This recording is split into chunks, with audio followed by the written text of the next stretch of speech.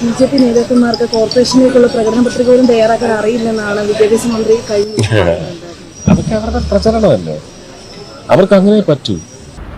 നിർത്തി അവമാനിക്കുവാണെന്ന്. എന്റെ ഇലക്ഷന് ഞാൻ വീണ്ടും ചോദിക്കുക, എനിക്കിത് പിന്നെ ഓർക്കുന്നത് തന്നെ ഇഷ്ടമാണ്.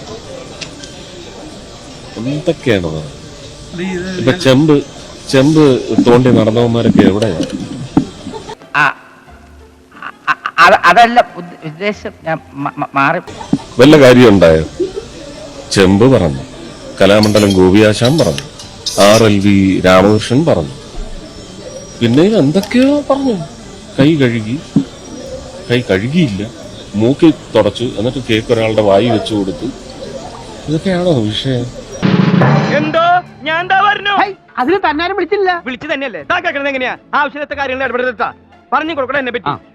ചില കാര്യങ്ങൾ ചെയ്യുമ്പോൾ നമുക്ക് ശുദ്ധി വേണമെന്ന് നമ്മളെ കോവിഡ് കാലത്തല്ലല്ലോ, അതിന് മുമ്പ് ഫുട്ട് മൗത്ത് പഠന വിഷയമല്ലേ, സിലബസിലുള്ളതല്ലേ, സ്കൂൾ കുട്ടികളെ പഠിപ്പിക്കുന്നില്ലേ?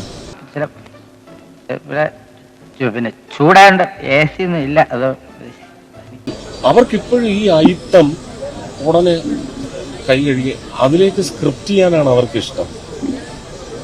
That is not the loyal script of the country. രാഹുലിന്റെ വിഷയമൊക്കെ ഇലക്ഷനിൽ സ്വാധീനിക്കും. എനിക്കറിഞ്ഞൂടാ. ഒരു തോളി കൈവച്ചതിന് നിങ്ങൾ എല്ലാവരും എന്റെ ഒറ്റുകാരല്ലേ?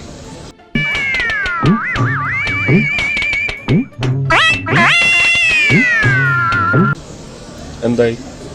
ജനങ്ങളെ തീരുമാനിച്ചു. ഞാൻ വിഷയമല്ല ലാഘവത്തോടെ കണ്ടത്, അതിനേക്കാൾ വലിയ വിഷയമാണ് തെരഞ്ഞെടുപ്പ് എന്ന് പറയുന്നത്. ആണോ? കൗതുക ലേശം കൂടുതലാണ്, മാപ്പാക്കണം. ആ പെൺകുട്ടി എന്ന് പറയുന്നത് എന്റെ വീട്ടിലെയും പെൺകുട്ടിയാണ്, അതിലൊന്നും ഒരു തർക്കവുമില്ല. പക്ഷെ അതല്ല ഇപ്പോ ഒരു രാഷ്ട്രീയ ഭരണ നിശ്ചയത്തിന് അത് ബാധിക്കാൻ പാടില്ല. അത് നിയമപരം അല്ല, അതും ഞാൻ പറയുന്നത്. സമയം എന്ന് പറഞ്ഞാൽ ആ പെൺകുട്ടിക്ക് ഇലക്ഷൻ ആയതുകൊണ്ട് നിഷേധിക്കാൻ പാടില്ല, അതും നമ്മൾ പറഞ്ഞു. നമുക്ക് ഇലക്ഷന്റെ നിശ്ചയത്തിലേക്ക് വരുന്ന തെരഞ്ഞെടുപ്പ് രാഷ്ട്രീയത്തിൽ നമ്മൾ ഇങ്ങനെയുള്ള വിഷയങ്ങൾ അതിനെ ബാധിക്കാൻ പാടില്ല. കിട്ടിയാ? ഇല്ല, ചോദിച്ചു വാങ്ങിച്ചു. പോവാ.